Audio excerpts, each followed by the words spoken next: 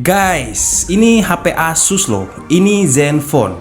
Setelah skip satu seri, akhirnya seri ke-8 dari kelas flagshipnya Asus ini masuk resmi ke Indonesia.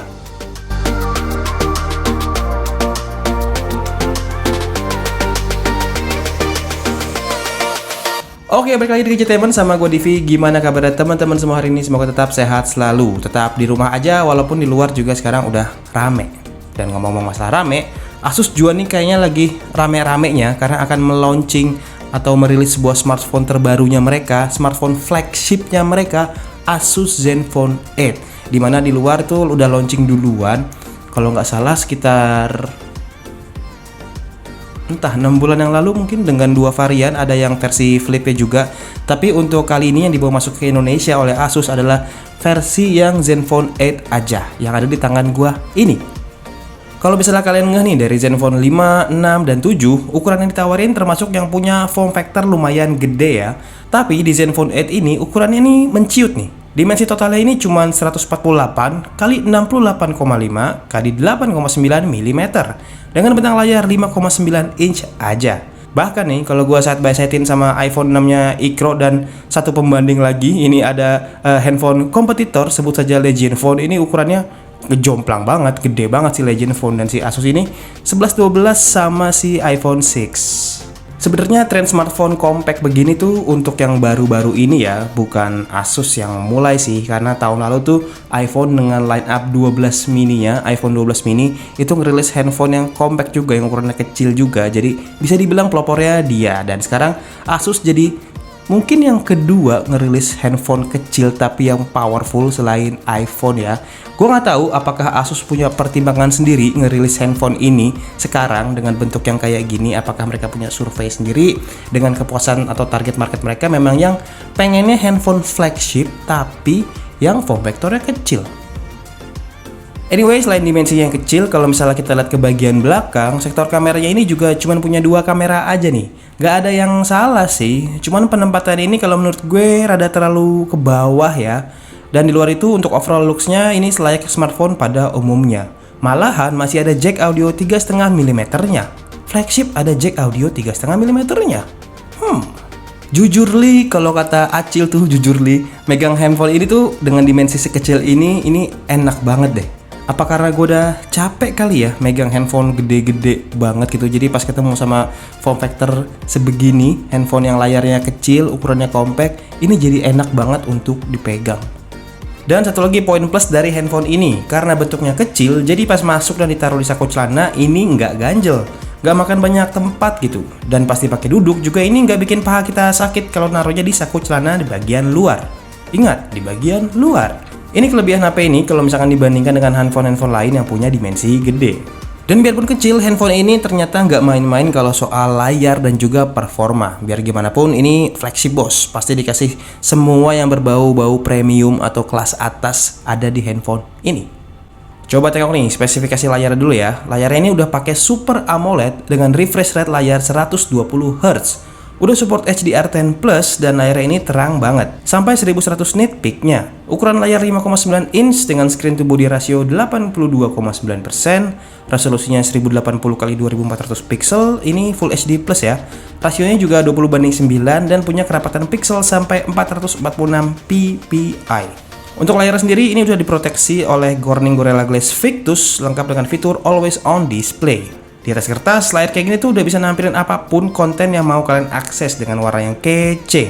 Kalian mau apa? Buka sosmed? Ini sih nggak ada masalah. Scroll layarnya pun gesit banget. Nonton streaming film? Sertifikasi Netflixnya ini udah Widefan L1. Udah pasti tajam. Bahkan sampai main game, ini warna yang dihasilin juga oke banget. Semua warna yang dihasilin bisa stand out. Nah, ngomong-ngomong soal main game, si kecil dan imut ini kalau udah bicara masalah performa gaming, ini bisa berubah jadi monster. Karena prosesor yang dipakai ini juga nggak main-main. Prosesor terkencangnya Snapdragon saat ini, Qualcomm Snapdragon 888. Udah yang versi 5G lagi. Ngeri juga. Di sektor gaming ini nggak ada yang gue komplain sama sekali soal performanya ya. Main apa juga dilibas. Ini gue contohin main PUBG. Ini gue bisa pakai settingan HDR Extreme. Gila, HDR Extreme. Cuma Untuk yang beli handphone ini nantinya dengan kesadaran penuh, kalian juga pasti udah tahu kalau konsekuensinya main game di handphone ini layarnya ini terasa kurang besar gitu. Karena ya memang cuma 5,9 inch aja. Bisa dimainin kenceng, cuman jadi kurang gede aja. Mungkin kalau misalkan teman-teman prefernya nyari handphone yang lebih besar buat main game, handphone ini bisa kalian skip aja, nggak usah beli ini. Kalian bisa beli mungkin kalau dari Asus ya ada Asus ROG Phone yang lebih besar, atau si Asus Zenfone 8 tapi yang flip, itu juga lebih besar layarnya gitu. Karena enaknya apa ya, main game di handphone kecil itu kalau gamenya casual doang itu masih oke, tapi kalau gamenya itu game kompetitif kayaknya agak kurang deh. Apalagi kalau misalkan pas gue coba main game ini suhunya agak meningkat drastis ya. Gue sempat main nggak pakai case di handphone ini, dan pas gue install PUBG terus gue main sekitar berapa 15 menit itu mulai kerasa suhunya tuh agak berubah dan tangan gue jadi nggak nyaman pas megangnya. Solusinya kalian pakein case bawaan dari si handphonenya nih. Case-nya kayak begini. Ini kayak hard case-nya Nilkin kalau misalkan teman-teman tahu. Kurang lebih finishingnya kayak gitu. Ini bisa langsung dipasangin di sini aja dan bisa ngurangin panas di tangan ketika misalkan kalian lagi pakai main game. Dengan prosesor sekencang ini, pas dites pakai aplikasi 3D Mark di mode Wildlife Extreme, hasilnya impresif nih. Skor overallnya dapat di angka 1498 dengan average frame rate-nya itu ada di kisaran 9 fps. Ini termasuk yang konstan ya. Dan karena ini flagship, RAM dan storage yang dipakai juga akan ngaruh nih. Unit yang gue pegang ini versi base model ya, yang RAM 8GB dan storage-nya ini sampai 128GB. Dipakai untuk multitasking ya dihajar-hajar aja kok. Aplikasi yang running di background bisa hidup dengan kondisi real, jadi pasti buka lagi jarang yang ngeload ulang. Untuk kecepatan baca dan tulis di handphone ini, angka yang dihasilkan juga cukup impresif.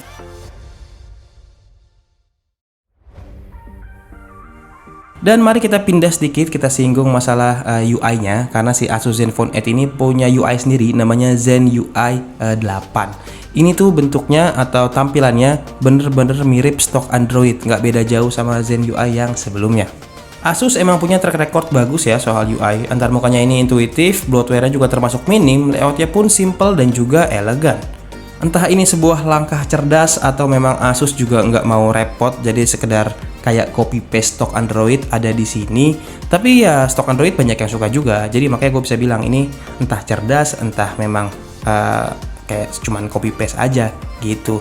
Dan ngomong-ngomong soal dimensi, karena ini handphonenya kecil, jadi dapat dipastikan juga kalau ruangan baterainya ini di belakang juga kecil. Dan kalau ruangnya kecil pasti kapasitas juga kecil.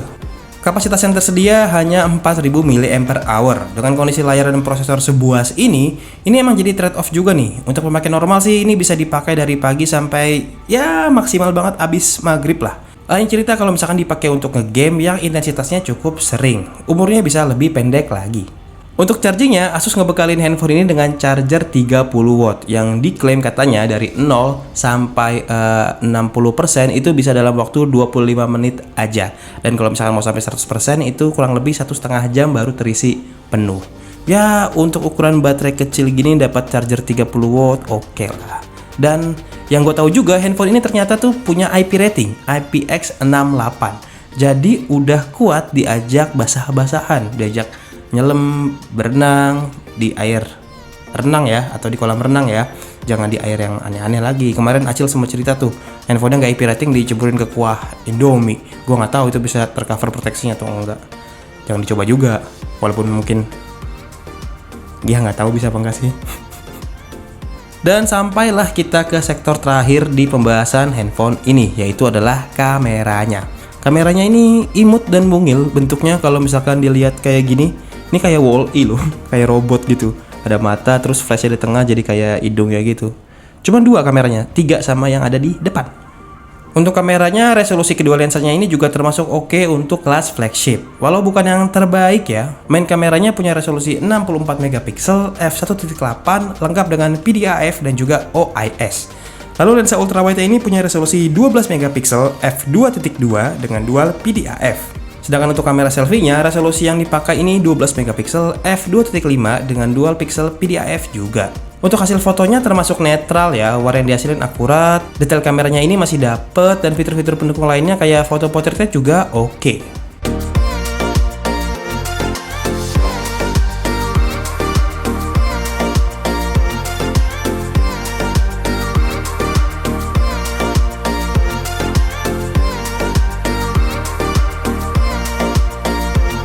Dan untuk sektor perekaman videonya, di luar dugaan, handphone sekecil ini kuat ngerekam 8K di 24 fps. Gua nggak tahu ini beneran real 8K atau interpolasi atau kayak gimana, tapi pas gue coba sendiri ini beneran ada dan bisa. Untuk resolusi lainnya juga nggak kalah ciamik nih. Mode 4K-nya ini kalau misalkan kita mau pakai slow motion itu bisa 120 fps. Full HD-nya ini di 60 fps aja. Kalau mau dibentokin slow-mo-nya bisa 240 fps. Bahkan mode HD-nya ini juga bisa sampai 480 fps.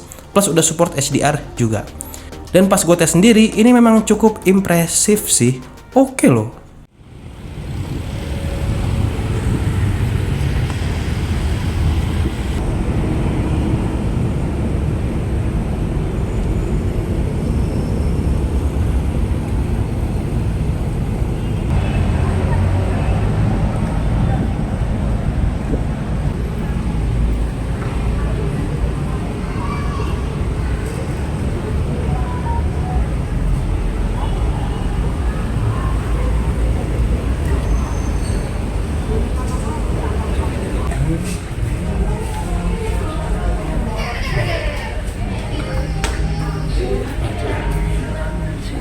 Well, secara keseluruhan Asus Zenfone 8 ini ngasih experience yang agak beda karena handphonenya ini kecil tapi juga kenceng. Jadi buat orang-orang yang pengen handphone mungil tapi tenaganya luar biasa kencang, ini bisa jadi salah satu alternatif. Ya walaupun ada plus minusnya juga sih. Ya minusnya kayak yang tadi gue bilang, kalau misalkan dipakai ngegame karena ini prosesornya kencang jadi cepat panas, terus baterainya juga gak bisa terlalu gede, cuma 4000 mAh aja gitu. Jadi pikir juga plus minusnya. Karena memang kayaknya segmentasinya udah dibikin kayak gitu sama Asus. Kalau mau yang lebih gede bisa di Asus ROG Phone atau di Zenfone 8 yang flip. Dan untuk harga, ini gue syuting tanggal 15 Oktober 2021. Harusnya nanti malam dari tanggal video ini dibuat itu sudah launching. Jadi harganya gue nggak tahu berapa. Cuman kalau misalkan mau memprediksi ya, untuk yang base model ini katanya sih ini bakal affordable banget. Kayaknya ada di harga tebakan gua ya di 7 sampai 8 juta mungkin untuk yang base modelnya dengan Snapdragon 888 dan juga udah bisa 5G. Tapi nggak tahu, ini tebakan gua aja. Nanti malam nonton aja launchingnya di YouTube-nya Asus Indonesia. Jadi kayaknya cukup sekian dulu video kali ini. Kalau misalkan kalian suka sama video ini, please like and subscribe. Share ke teman-teman kalian. Bilang kalau Gadgetemen bikin video baru. Video tentang Asus Zenfone 8. Dan akhirnya tadi cabut. Sampai ketemu di video berikutnya. Bye.